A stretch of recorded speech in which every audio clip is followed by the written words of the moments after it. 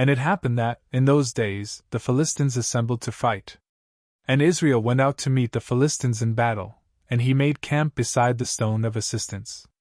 But the Philistines went to Aphek, and they positioned their troops against Israel. Then, when the conflict began, Israel turned his back to the Philistines. And they were cut down in that conflict, in various places in the fields, about 4,000 men. And the people returned to the camp.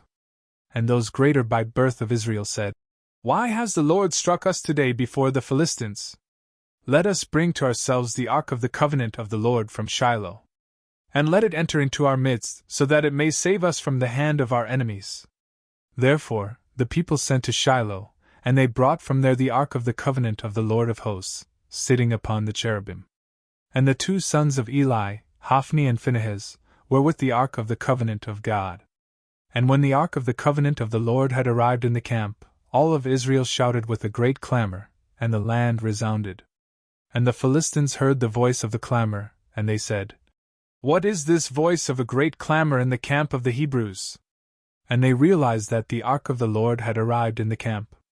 And the Philistines were afraid, saying, "God has entered into the camp." And they groaned, saying, "Woe to us! For there was no such great exultation yesterday, or the day before. Woe to us! Who will save us from the hand of these sublime gods? These are the gods who struck Egypt with all the plagues in the desert. Be strengthened, and be manly, O Philistines! Otherwise you may serve the Hebrews, as they also have served you.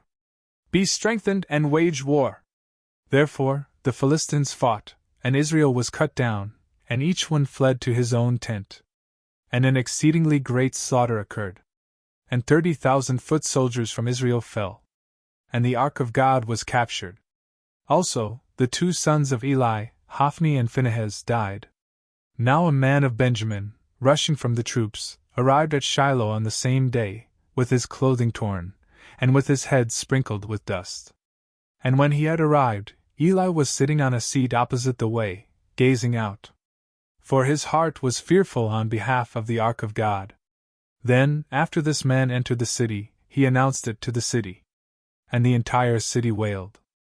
And Eli heard the sound of the outcry, and he said, "What is this sound, this tumult?"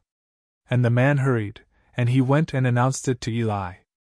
Now Eli was 98 years old, and his eyes had dimmed, so that he was not able to see. And he said to Eli, "I am the one who came from the battle. And it is I who fled from the troops today." And he said to him, "What has happened, my son?" And responding, the man reported and said, "Israel has fled before the Philistines. And a great ruin has happened to the people. Moreover, your 2 sons, Hophni and Phinehas, also have died.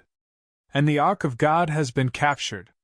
And when he had named the ark of God, he fell from the seat backwards, toward the door, and, having broken his neck, he died.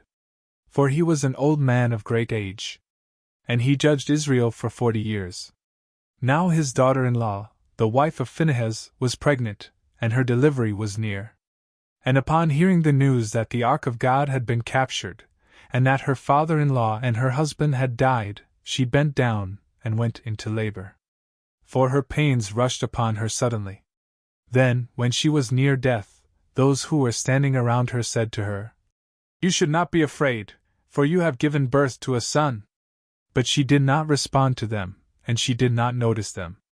And she called the boy Ichabod, saying, "The glory of Israel has been taken away," because the ark of God was captured, and because of her father-in-law and her husband.